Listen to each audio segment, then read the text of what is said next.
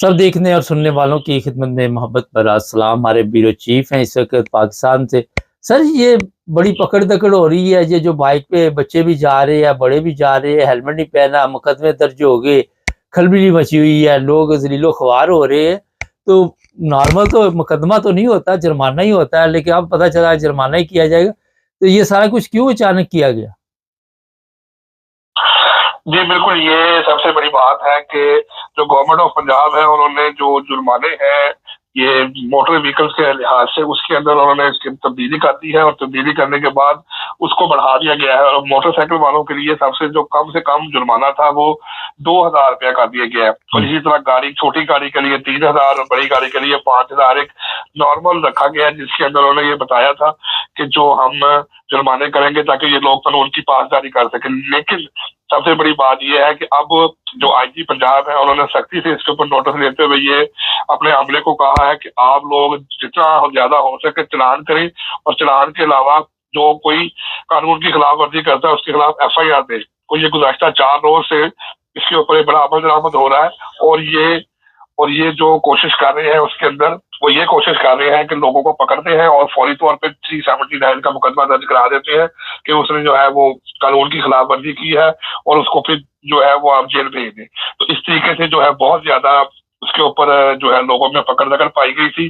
1200 1500 जो है वो लोग अदालतों में चले गए थे और जुर्माने के बावजूद छोटी 9 उम्र लड़के हैं, 16-17 साल के, 18 साल के, जिसकी वजह से उनको जेल में जाना पड़ गया। उसके बाद ये है कि पुलिस रिकॉर्ड में उनका नाम आ गया, जिसकी वजह से वकला भी बहुत ज्यादा परेशान है और लोग भी बहुत ज्यादा परेशान है। जी सर, ये बताइए, छोटी-छोटी उम्र के बच्चे पकड़ लिए गए और नॉर्मल तो होता ही है कि उनके वालिदैन को जाके पकड़ते कि क्यों इनको बाइक दी है, क्यों इन्हें आपने जाने दिया। तो ऐसे तो ये छोटे बच्चे जो हैं उनके ज़हन जो है वो किस तरफ जाएँगे? जी, बिल्कुल, ये भी एक जो दफात है इसमें शामिल की गई है कि अगर कोई छोटा बच्चा मोटरसाइकिल चलाता हुआ पकड़ा गया तो उसके वालिद या उसके जो बाकी जो घर वाले हैं, जो बड़ा भाई है, तो उसके ऊपर भी जो है वो मुकदमा दर्ज किया जाएगा। तो इसी तरह ये जो सारे मामला था अब उसी तरफ जा रहे हैं। लेकिन बात ये नहीं है कि छोटे मोटरसाइकिल चला रहे हैं, लेकिन कुछ नौजवान लड़के हैं जो 16-17 साल की उम्र में है और उनकी ये कोशिश होती है कि हम कॉलेज जो है या स्कूल जो है वो मोटरसाइकिल पे चले जाए, लेकिन एहतियात के तौर के ऊपर उनको गाड़ी चलानी चाहिए। लेकिन अब गवर्नमेंट ने बिल्कुल सख्ती कर दी है और यहाँ तक कि हेलमेट के बगैर और बगैर लाइसेंस के अगर आप बाहर निकलते हैं तो उसके अंदर जो है वो बहुत ज्यादा सख्ती है और वो पकड़ के आगे जुर्माने करते थे तो चलो लोग पैसे दे के जान छूट जाती थी। लेकिन ये जो मोटर व्हीकल ऑर्डिनेंस नया जो बनाया है चौथी तरमीम के साथ 2025, इसके बाद किसी भी किस्म का कोई भी जो बंदा है वो कोई भी लापरवाही करेगा, कोई गलती करेगा या कोई वन में आएगा, तो उन्होंने कहा कि हम कोशिश ये करें कि जुर्माने की बजाय उनको गिरफ्तार कर लिया जाए और उनके खिलाफ कार्रवाई की जाए। अच्छा सर, ये बताइए, नॉर्मल होना तो ये चाहिए था कि उनको कोई 1 महीना पहले बता देते कि आइंदा ये इस तरीके से कोई खिलाफ वर्जी नहीं, इस तरह का ऐलान कोई हुआ कि कोई खिलाफ वर्जी नहीं करेगा, अगर करेगा तो पकड़ा जाएगा? जी जी, आपको एक बात और बताता चलूं कि जस्टिस नीलम जो है लाहौर हाईकोर्ट की जो चीफ जस्टिस है, उन्होंने आज इसके ऊपर एक नोटिस लिया है और सख्ती से ये कहा है आईजी पंजाब को बुला के कि आपका काम था कि आप पहले से इसको 1 महीने की अवेयरनेस देते और उसके बाद जब 1 महीना पूरा गुजर जाता तो उसके बाद आप कार्रवाई करते। तो आईजी पंजाब को उन्होंने सख्ती से मना कर दिया कि आज के बाद आपका कोई भी बंदा इस बच्चों का चलान नहीं करेगा और इनको चलान करने से रोक दिया गया है। और आज के बाद सबसे पहले इनको 1 महीने की वार्निंग दी जाएगी। अगर किसी ने हेलमेट नहीं पहना तो उसको 1 से 2 मौका दिया जाएगा। अगर उसके 2 मौके पूरे हो चुके हैं तो फिर उसके खिलाफ जुर्माना होगा और फिर उसके खिलाफ कानूनी कार्रवाई होगी। तो ये एक बड़ा ब्रेक थ्रू वकला की तरफ से भी जो बार बार अदालत में पेश किया जा रहा था, तो जिसके बाद लाहौर हाईकोर्ट की चीफ जस्टिस जो है नीलम जो है मिस नीलम, उनकी जो है अदालत में ये वाकया पेश आया तो उन्होंने फौरी तौर पर आईजी पंजाब को बुलाकर इस काम से ये रोक दिया है कि कोई भी अब आज के बाद किसी भी लड़के के ऊपर या किसी बंदे के ऊपर FIR नहीं होगी। अच्छा सर, थोड़ा-सा ये बताइए, कोई बेचैनी अवाम में पाई जा रही अभी तक? कोई चीफ ऑफ आर्मी स्टाफ के मुतल्लिक खबरें चल रही हैं? यहाँ पाकिस्तान में लोग क्या कह रहे हैं? जी, अभी तक तो ऐसी लोगों में मुख्तलिफ किस्म की बातें जो है वो पाई जाती है। कुछ लोग ऐसे हैं जो कहते हैं जी बहुत ज्यादा अप्रिशिएट किया गया है सारे मामले को या बहुत ज्यादा हम इसकी सराहनीय करते हैं। कुछ लोग हैं जो मुखालफत में बात करते हैं। तो बहरहाल अभी तक दोनों अफराद जो है उनकी तरफ से एक मिला जुला रुझान पाया जा रहा है। जो लोग हैं वो कहते हैं, जो एक पार्टी के लोग हैं वो कहते हैं कि वो बहुत अच्छा काम कर रहे हैं, उनके साथ हम हमारी तमाम का जो जो तरजीहात है वो उनके साथ है, लेकिन एक ग्रोह ये कहता है कि वो बिल्कुल भी एक पार्टी को दीवार के साथ लगाया जा रहा है और एक मुल्क में आमरीत का सवाल है, मुल्क में आमरीत पैदा की जा रही है और एक सिविल मार्शल लगाया जा रहा है, तो वो इसकी मुखालफत कर रहे हैं। तो मिला जुला रुझान है, लोगों की मुख्तलिफ किस्म की राय है दोनों तरफ से। ये भी खबर है कि कोई इमरान खान के मतलब भी डील चल रही है, कोई ऐसी बातें आपके सामने आई वहां पे?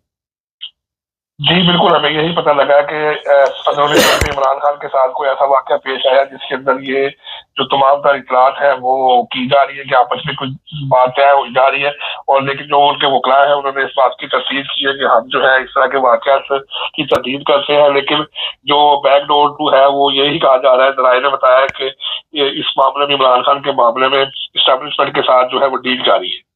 सर ये बताइए, कल बिल पास करवाया गया और कमीशन बनेगा, अकलियत जो भी आपने मुझे भी भेजा था सारा कुछ, तो इसका मकसद क्या है, थोड़ा सा हमारे देखने वालों को बता सकते हैं?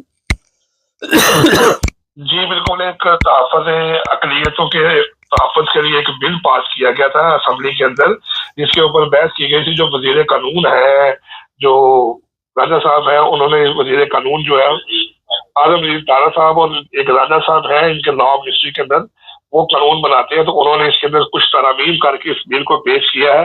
और उनका ये कहना था कि ये जो है अक़लियतों को तहफ़्फ़ुज़ देने के लिए हमने बिल पास किया, लेकिन जैसे ही असेंबली में बिल पास किया गया तो इसको पेश किया गया, तो उस वक़्त मौलाना फज़लुर रहमान और दूसरे अफराद ने इसके ऊपर तहफ़्फ़ुज़ात का इज़हार किया और उन्होंने कहा कि कादियानियों का इस बिल के साथ कोई तल्लुक़ नहीं है। कादियानी जो है वो असेंबली के काफिर करार दिए गए हैं और उनका इस बिल के साथ किसी भी किस्म का कोई तल्लुक़ नहीं है, उनको इसके साथ कोई मराहत नहीं दी जाएंगी। ये वो अक़लियतें हैं जैसे हिंदू हो गया है और ईसाई है या दूसरे जो अक़लियती जो लोग हैं, उनको सिर्फ इस बिल से फायदा होगा।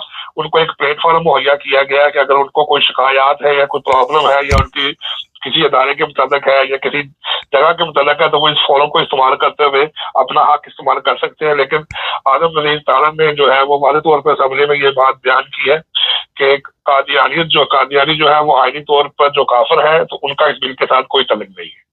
नहीं, तो ये बताइए कि इसका मतलब पाकिस्तान में अक़लियतों के साथ कुछ जुल्म हो रहे थे तो ये बिल पास करवाया गया?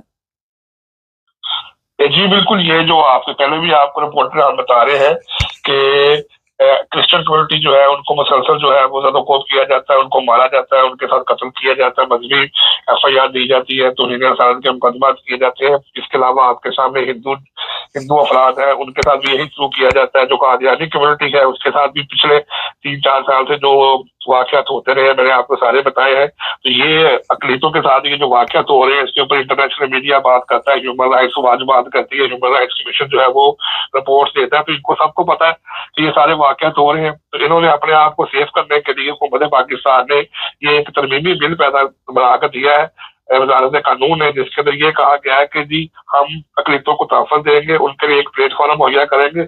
लेकिन साथ उन्होंने ये भी बात कह दी है कि इस बिल का बराह रास्त तल्लुक़ अक़लियतों के साथ होगा। इसके अंदर किसी भी कादियानी कम्युनिटी के साथ कोई तल्लुक़ नहीं है। वो पहले की तरह जैसे काफिर थे वो काफिर ही करार दिए गए, उनका इस बिल के साथ कोई तल्लुक़ नहीं होगा। सर ये बताइए, ये पैरा फोर्स आजकल लोगों के लिए बड़ी मुश्किल पैदा कर रही है, और जिस तरह आपने बताया कि Lahore high court chief justice ने मोटरसाइकिल सवारों के मतलब बयान जारी किया, ये पैरा फोर्स क्यों नहीं काबू आ रही है? तो बड़ा जुल्म कर रही है लोगों के ऊपर। जी बिल्कुल, काफी लोग हैं। आज से 2 दिन पहले भी एक रिक्शा जो था वो ड्राइवर था, उसको चालान किया गया तो उसने रिक्शे को आग लगा दी। इसी तरह एक बंदा जो था वो रेहड़ी पर सामान बेच रहा था, तो उसकी रेहड़ी पकड़ के जब ले गए हैं तो उसको भी जो इस वजह से दिल का दौरा पड़ा, तो वो बड़ी मुश्किल से हॉस्पिटल जाके उसकी जान बची। तो वो कहता है कि हम कहाँ जाके कारोबार करें, हमारे लिए बहुत सी मुश्किलात है। हुकूमत हमें कारोबार भी नहीं करने देती, हमें तहफ़्फ़ुज़ भी नहीं देती, हमारे साथ सपोर्ट भी नहीं करती।